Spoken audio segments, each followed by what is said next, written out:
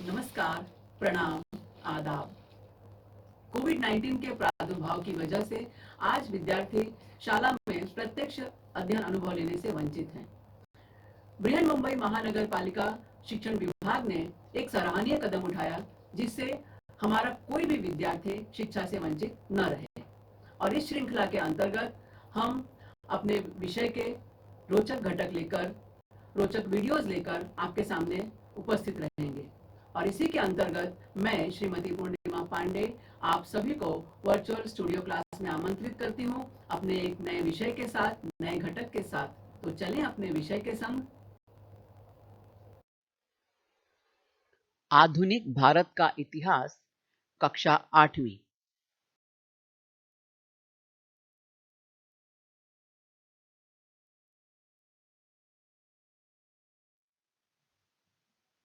अवज्ञा आंदोलन।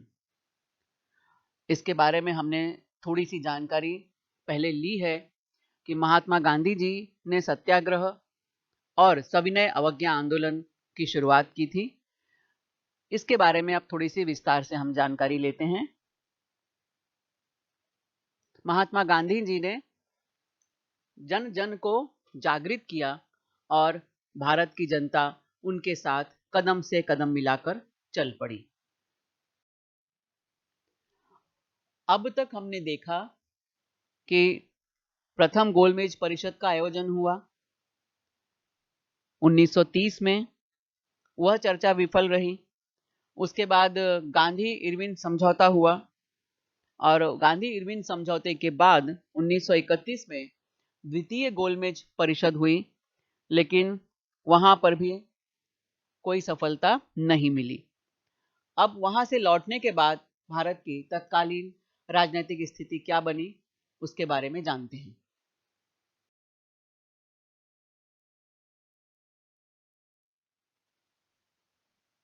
पुणे समझौता। डॉक्टर बाबा साहेब आम्बेडकर ने गोलमेज परिषद में दलितों का प्रतिनिधित्व किया था। डॉक्टर बाबा साहेब आम्बेडकर तत्कालीन द्वितीय गोलमेज परिषद में, यहाँ पर हम देख रहे हैं अन्य हमारे भारत के जो महानुभाव हैं, महात्मा गांधी जी, पंडित मदन मोहन मालवीय जी, तेज बहादुर सप्रू जी और भारत के अन्य प्रतिनिधि। डॉक्टर बाबा साहेब आम्बेडकर ने उस परिषद में दलितों के लिए पृथक निर्वाचन क्षेत्र की मांग की थी। उन्होंने कहा, भारत में जब भी मतदान हो, संविधान के आधार पर भारत की सरकार बने, तो उस मतदान के समय, उस चुनाव के समय दलितों को अलग से निर्वाचन क्षेत्र दिया जाए। वह भारत की सामान्य जनता के साथ चुनाव नहीं लड़ेंगे। पुणे समझौता। द्वितीय गोलमेज परिषद के बाद ब्रिटिश प्रधानमंत्री रैमसे मैकडोनाल्ड ने जाति के आधार पर पृथक निर्वाचन क्षेत्रों की घोषणा की। अंग्रेज सरकार तो चाहती थी कि भारतीय समाज में फूट पड़ जाए, यहाँ की जनता अलग थलग पड़कर एक साथ काम न कर सके, और उन्होंने बड़ी चतुराई से अपनी इस योजना को साकार कर लिया था। और उन्होंने ये जाहिर किया कि हम डॉक्टर बाबा साहेब आम्बेडकर की बातों से सहमत हैं। भारत में दलितों के साथ भेदभाव होता है और इसलिए हम जाति के आधार पर पृथक निर्वाचन क्षेत्र बनाएंगे, और इसकी उन्होंने सार्वजनिक घोषणा कर दी। गांधी जी बहुत दुखी हुए। वो समझ गए थे कि यदि ऐसा हुआ तो हिंदू समाज का विभाजन हो जाएगा, निश्चित हो जाएगा, क्योंकि जो दलित यहाँ के लोग थे वो भी हैं तो सब हिंदू ही। तो ये जब आपस में बंट जाएंगे तो दूसरे लोग हम पर हावी होने लगेंगे, हमारी एकता में खंड पड़ जाएगा, और ये हमारे देश के लिए अच्छी बात नहीं है। तो गांधी जी इतने दूरदृष्टि रखते थे, वो इन सारी बातों को समझ रहे थे, और इसलिए उनको यह विभाजन मान्य नहीं था। उन्होंने इसे अस्वीकार किया। उन्होंने कहा, नहीं, जाति के आधार पर निर्वाचन क्षेत्र नहीं बांटने जाने चाहिए। महात्मा गांधी जी ब्रिटिश सरकार के इस निर्णय के खिलाफ थे, लेकिन ब्रिटिश सरकार ने उनकी बात को मान्य नहीं किया। तो महात्मा गांधी जी ने इस निर्णय के विरुद्ध पुणे के येरवडा जेल में थे उस समय, और उन्होंने जेल में ही आमरण अनशन प्रारंभ किया। आमरण अनशन का अर्थ होता है जब मरने तक, यानी जब तक वो जिंदा रहेंगे तब तक वो अन्न जल का ग्रहण नहीं करेंगे, खाना पीना छोड़ दिया उन्होंने। और उन्होंने कहा सरकार यदि मेरी बात नहीं मानेगी तो मैं अपने प्राण दे दूंगा, लेकिन मैं हिंदू समाज का विभाजन स्वीकार नहीं करूंगा। महात्मा गांधी जी येरवडा जेल में, और वहां पर उन्होंने आमरण अनशन शुरू कर दिया कि मैं जब तक जिंदा रहूंगा कुछ भी खाऊंगा नहीं, पीऊंगा नहीं, क्योंकि भारतीय समाज का विभाजन मुझे मंजूर नहीं है।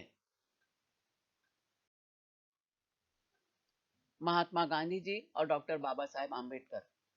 महात्मा गांधी जी अपने निर्णय पे अटल थे कि मैं हिंदू समाज को विभाजित नहीं होने दूंगा, और डॉक्टर बाबा साहेब आम्बेडकर अपने निर्णय पे अटल थे। उनको लगता था कि भारत में दलितों के साथ भेदभाव किया जाता है, उनके साथ छुआछूत की जाती है, और इसलिए हमें अलग होना है। हमें हिंदू समाज से अलग निर्वाचन क्षेत्र चाहिए, हमें हिंदू समाज के अन्य जातियों के साथ हमें कोई मेलजोल नहीं रखना है, हम अलग रहेंगे। तो वो अपने निर्णय पर अटल थे। तो अब दोनों नेता अपने अपने निर्णय पर अटल, स्थितियां बिगड़ती जा रही थी। गांधी जी अपना अनशन छोड़ने को तैयार नहीं, अंबेडकर जी अपनी बात से पीछे हटने को तैयार नहीं, वो ब्रिटिश सरकार के साथ थे, और ब्रिटिश सरकार इस सब का फायदा उठा रही थी। तब राष्ट्रीय कांग्रेस के नेताओं ने डॉक्टर बाबा साहेब आम्बेडकर से अनुरोध किया, उनसे निवेदन किया कि भाई इस तरह की आप जिद मत करिए, महात्मा गांधी जी अपने प्राण त्याग देंगे तो उनको बचाना है, हमें हमारे देश के नेतृत्व के लिए हमें उन्हें बचाना है। तो राष्ट्रीय कांग्रेस के नेताओं द्वारा जो मांग की गई, उस मांग पर डॉक्टर आम्बेडकर ने पुनर्विचार किया, क्योंकि कांग्रेस के नेताओं ने कहा कि भाई आम्बेडकर जी आप अपनी बातों पर फिर से सोचिए, फिर से विचार कीजिए, महात्मा गांधी जी जो कह रहे हैं वो गलत नहीं है, हमारे देश की जनता का विभाजन मत होने दीजिए। डॉक्टर बाबा साहेब आम्बेडकर ने गहराई से विचार किया। तत्कालीन परिस्थितियों में उन्होंने सोचा कि हाँ, बात तो सही है, क्योंकि ये हमें आपस में लड़ाकर ब्रिटिश सरकार अपना उल्लू सीधा करना चाहती है। इसलिए राष्ट्रहित को ध्यान में रखते हुए डॉक्टर बाबा साहेब आम्बेडकर ने इस प्रार्थना को स्वीकार किया। कौन सी प्रार्थना को? कि जाति के आधार पर पृथक निर्वाचन क्षेत्र नहीं लिया जाएगा।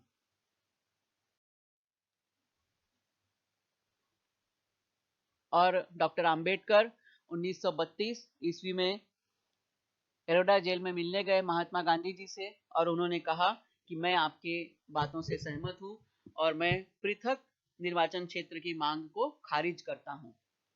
तो महात्मा गांधी और डॉक्टर आम्बेडकर के बीच एक समझौता हुआ, और इस समझौते को हम पुणे समझौता के रूप में जानते हैं। 1932 ईस्वी की प्रमुख घटना पुणे समझौता। इस समझौते के अनुसार दलितों के लिए पृथक निर्वाचन क्षेत्रों के स्थान पर आरक्षित प्रतिनिधित्व देने का प्रावधान किया गया। अभी समझौता तो हुआ कि भाई पृथक निर्वाचन क्षेत्र नहीं लेंगे, तब क्या होगा? लेकिन अंबेडकर जी ने कहा था भाई हमें तो पृथक निर्वाचन क्षेत्र हम छोड़ देंगे, लेकिन हमें कहीं ना कहीं आरक्षण तो चाहिए, हमारे लिए कोई जगह रिजर्व होनी चाहिए, क्योंकि भारतीय सामाजिक संरचना ऐसी थी कि यहाँ पर यहाँ के रियासतदार, यहाँ के राजे महाराजे हावी थे। तो अंबेडकर जी को लगा कि जब यही लोग हावी हैं तो हमें कौन जगह देगा, हमें कौन पूछेगा, तो कम से कम हमारे लिए आरक्षण का प्रावधान तो किया जाए। और इसलिए उनकी बात को महात्मा गांधी जी ने समझा, माना, और जब इस बात को रद्द किया गया कि पृथक निर्वाचन क्षेत्र तो नहीं होगा, लेकिन उनको आरक्षण दिया जाएगा, आरक्षित प्रतिनिधित्व दिया जाएगा।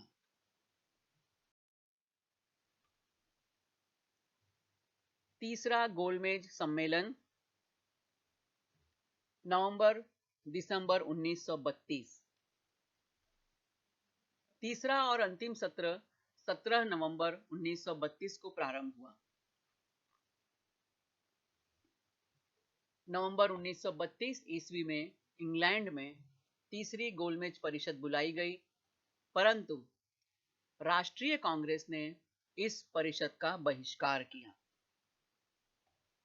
राष्ट्रीय कांग्रेस ने इस परिषद को बहिष्कृत किया कि हम इस परिषद में नहीं जाएंगे, क्योंकि बहुत से मुद्दों पर ब्रिटिश सरकार के जो कदम थे वह भारतीय राष्ट्रीय कांग्रेस के लिए मान्य नहीं थे, और इसलिए इस पार्टी ने इस परिषद का बहिष्कार किया। और इसका बहिष्कार का परिणाम क्या हुआ? परिणाम स्वरूप यह परिषद विफल रही।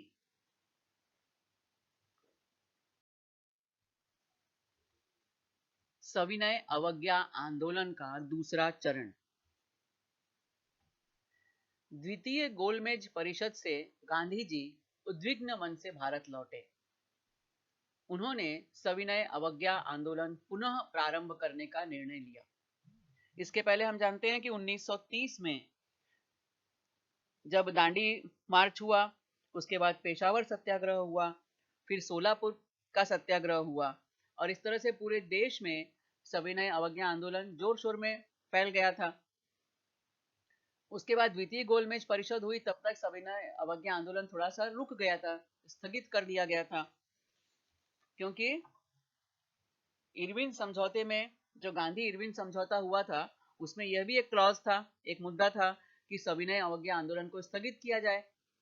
ब्रिटिश सरकार डर गई थी, तो उन्होंने उस समझौते में यह बात प्रमुखता से रखी कि अब सविनय अवज्ञा आंदोलन को रोका जाए। तो सविनय अवज्ञा आंदोलन तब तक रुक गया था। उसके बाद द्वितीय गोलमेज परिषद में महात्मा गांधी जी गए लंदन। वहां पर ब्रिटिश सरकार ने अल्पसंख्यकों के मुद्दे पर चर्चा की, और उस मुद्दे को लेकर सभी प्रतिनिधियों में एकता नहीं स्थापित हो पाई, और वह चर्चा विफल रही। गांधी जी सभी लोगों में एकता निर्माण करने में असफल रहे और दुखी मन से वापस लौट आए। तो द्वितीय गोलमेज परिषद में भी कोई हल नहीं निकला था भारत की संवैधानिक समस्याओं का। तो महात्मा गांधी जी ने सोचा कि अब हमारे सामने सविनय अवज्ञा आंदोलन फिर से शुरू करने के सिवा दूसरा कोई चारा नहीं है, और सरकार ने गांधी जी को तुरंत बंदी बना लिया। जैसे ही महात्मा गांधी जी ने यह निर्णय लिया कि हम सविनय अवज्ञा आंदोलन फिर से शुरू करेंगे, सरकार घबरा गई, डर गई कि अरे यह आंदोलन फिर से शुरू हुआ तो हमारा क्या हाल होगा, क्योंकि वो दांडी मार्च में देख चुके थे उनका हाल क्या हुआ था। पेशावर में वो देख चुके थे कि ठाकुर चंद्र सिंह ने ही निहत्थी जनता पर गोली चलाने से मना कर दिया था। सोलापुर सत्याग्रह में वो देख चुके थे कि यहाँ के श्रमिक कितने तेजी से शामिल हैं इस आंदोलन में। और उसके अलावा जहाँ जंगल नहीं थे, जैसे संगमनेर जंगल नहीं, जहाँ पर मिलें नहीं थी, जंगल थे, वहां के लोगों ने जंगल से संबंधित कानून तोड़ना शुरू कर दिया था। महाराष्ट्र में बिलाशी, संगमनेर, कलवण, चिरनेर आदि स्थानों पर जंगल सत्याग्रह हुए थे। अंग्रेज सरकार डरी हुई थी, उनको लगा अरे बाप रे ये तो फिर से शुरू हो गया, अब तो गए काम से। और उन्होंने क्या किया कि भाई इस सविनय अवज्ञा आंदोलन का जो लीडर है महात्मा गांधी जी, उन्हीं को गिरफ्तार कर लो, तो पब्लिक अपने आप ठंडी पड़ जाएगी। तो सरकार ने गांधी जी को तुरंत बंदी बना लिया। उसका परिणाम क्या हुआ? जनता में असंतोष पैदा हुआ।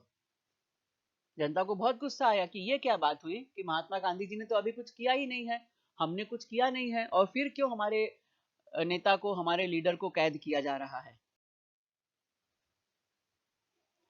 महात्मा गांधी जी को बंदी बनाकर पुणे के एरोडा जेल में रखा गया।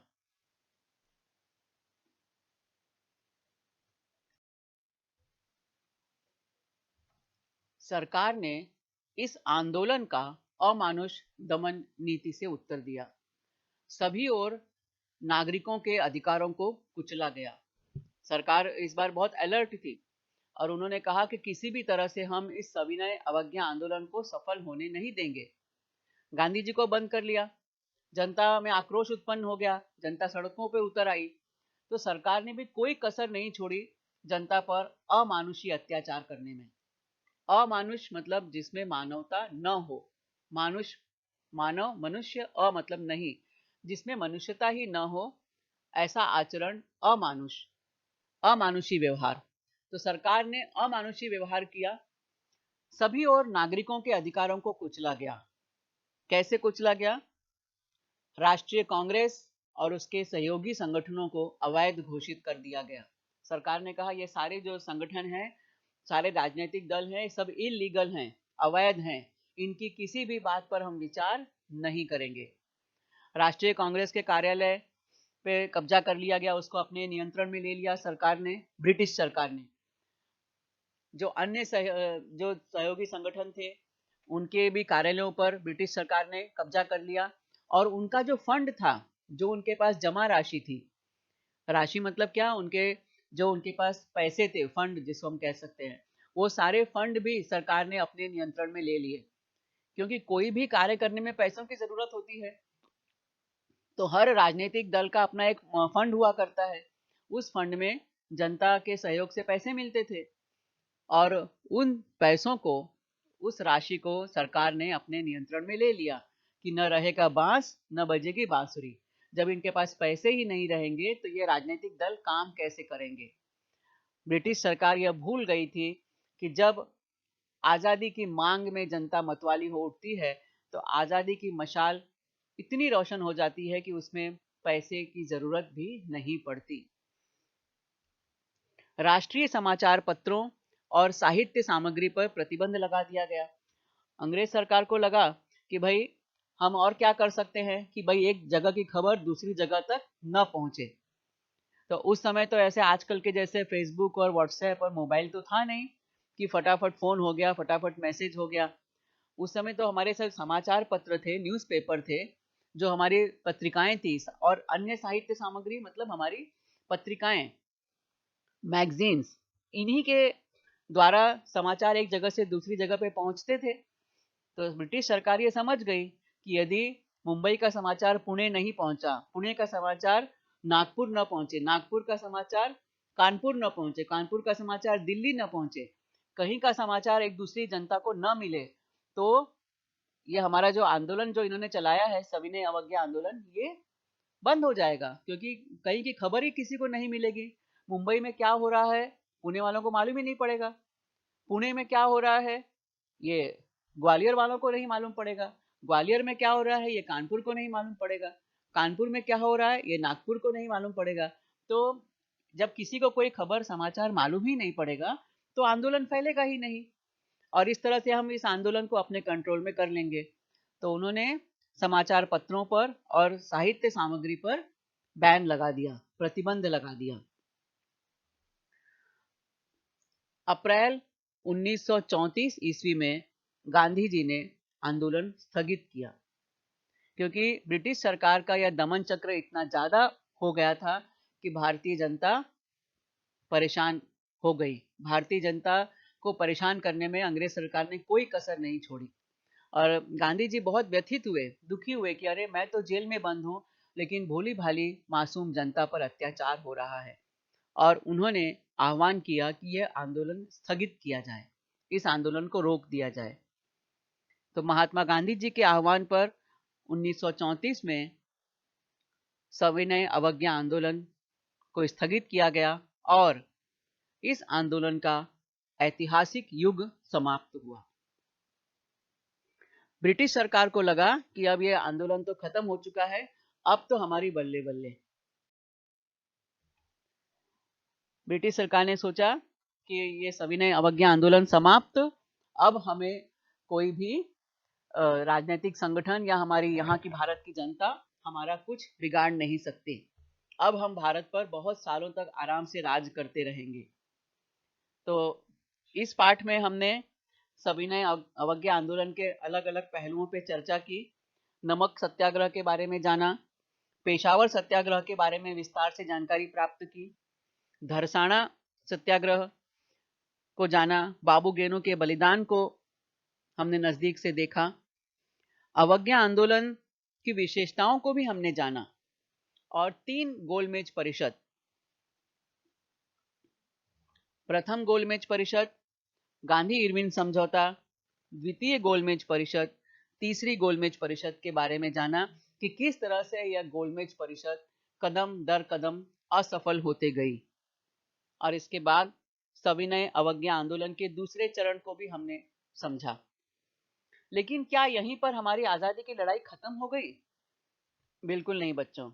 इसका नतीजा यह हुआ कि भारत की जनता में आजादी के प्रति ललक और बढ़ गई और वह और नए जोश के साथ अपनी इस लड़ाई में हिस्सा लेने की तैयारी करने लगी।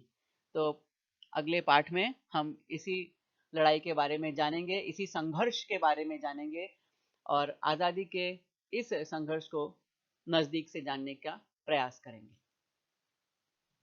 यह वीडियो देखा, सुना और समझा। मुझे पूरा विश्वास है कि यह वीडियो आपको पसंद आया है।